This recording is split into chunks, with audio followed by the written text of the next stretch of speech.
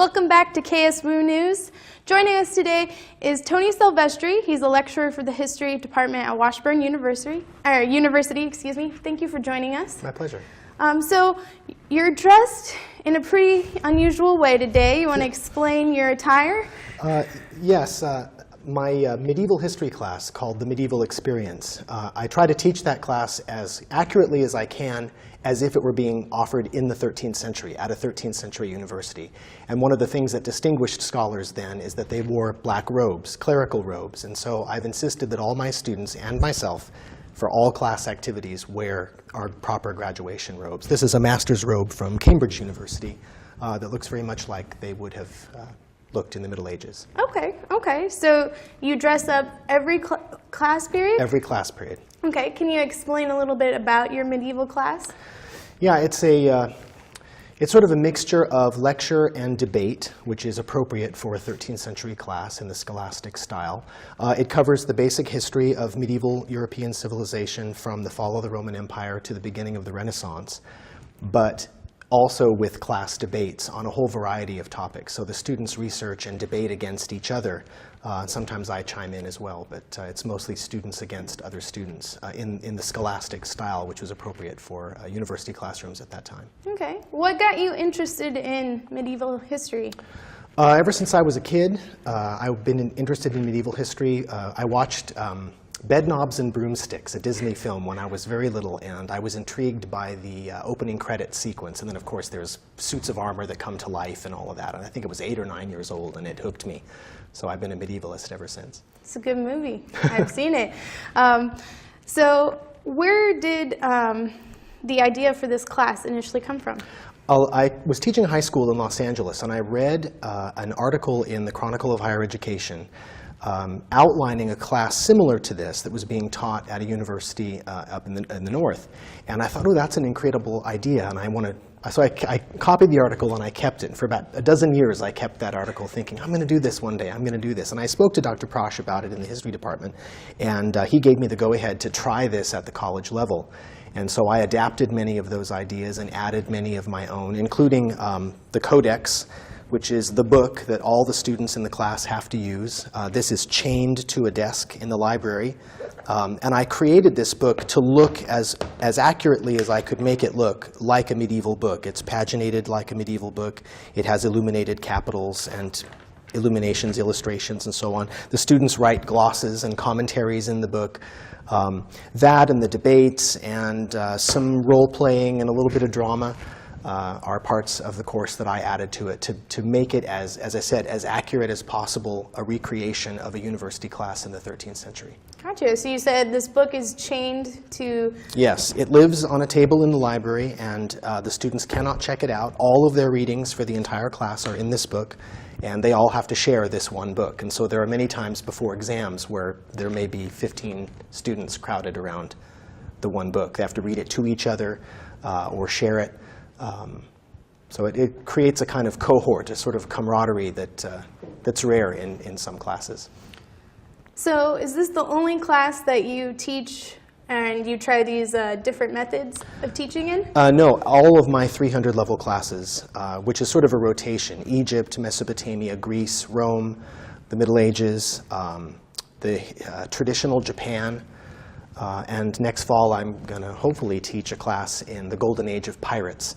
All of those classes have a role-playing or experiential element in it. I haven't decided what to do with the pirate class yet. Maybe make students dance a hornpipe or walk the plank or something like that. That would be fun. But yeah, either role-playing games or creative projects, creative writing, something alternative to just me lecturing and them taking notes. And do you think students find this a successful way of learning? From what they say to me, it is very engaging. They remember it long after their college experience. And my classes fill in an instant. So obviously there's some demand for what I'm doing. All right. So I'll keep doing it that way. Sounds good. Well, joining us right now is Tony Sylvestrie. He is the lecturer of history, and he's currently talking about one of his classes that he teaches at Washburn University. It's a medieval class time period. So what do you enjoy most about teaching? I enjoy interacting with students the most.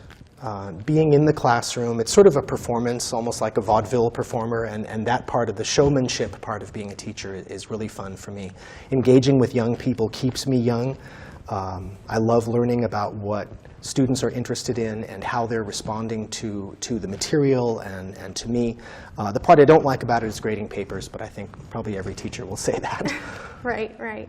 So in addition to teaching, what are some of your other accomplishments besides, obviously, your academic ones? Well, my main extracurricular activity, as it were, is writing lyrics for choral composers.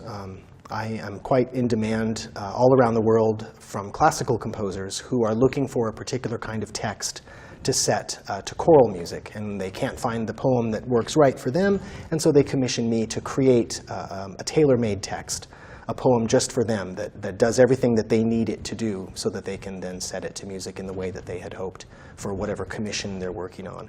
I've worked with about a dozen composers all over the world for the last maybe 12 years or so, and it's been quite a thrill. And you have one coming up on November 10th, right? At Washburn? Are they doing one of my pieces in I think Washburn? so. Let's see. Oh, the Dutch Broadcast Company Oh, Choir. yes. There's a memorial ceremony coming next week in Holland to commemorate and mourn the deaths of all of the Dutch citizens who died in the airplane crash in Ukraine.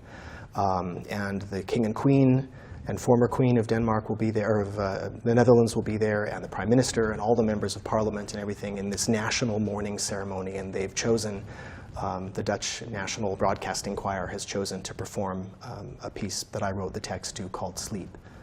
It's a great honor that they would have chosen that for such a solemn and powerful occasion. Yeah, a very traumatic accident, but that is great. So can you tell us a little bit more about it?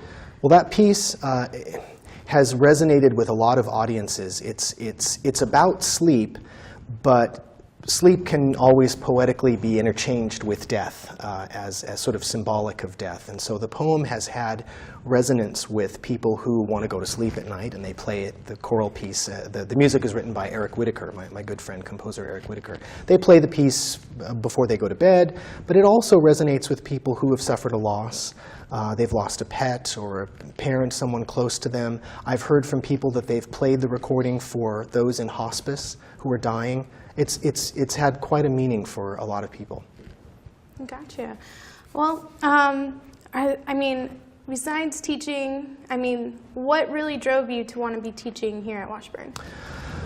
Well, Washburn has a good reputation. I like the fact that it is a teaching university rather than predominantly a research university like some of the bigger ones. And I'm really here to teach. Teaching is my profession, not writing books. I'd much rather write the poetry and lyrics and things like that. But I'm given the freedom to teach in these interesting, unique ways and resonate with students in a cool way. And I like that freedom here. I like the camaraderie and the familial atmosphere of Washburn, both among the students, between the students and the faculty, and between members of the faculty. I love my colleagues in the history department and in other departments too. It's kind of precious to me, and I appreciate it. Well, thank you so much for joining us. It's my pleasure. We're really glad to have you, and thanks for dressing up and showing us a little bit about your class. That's really interesting, so thank you. Thanks a lot. All right, coming up, we'll give you the latest news in Hollywood right after this.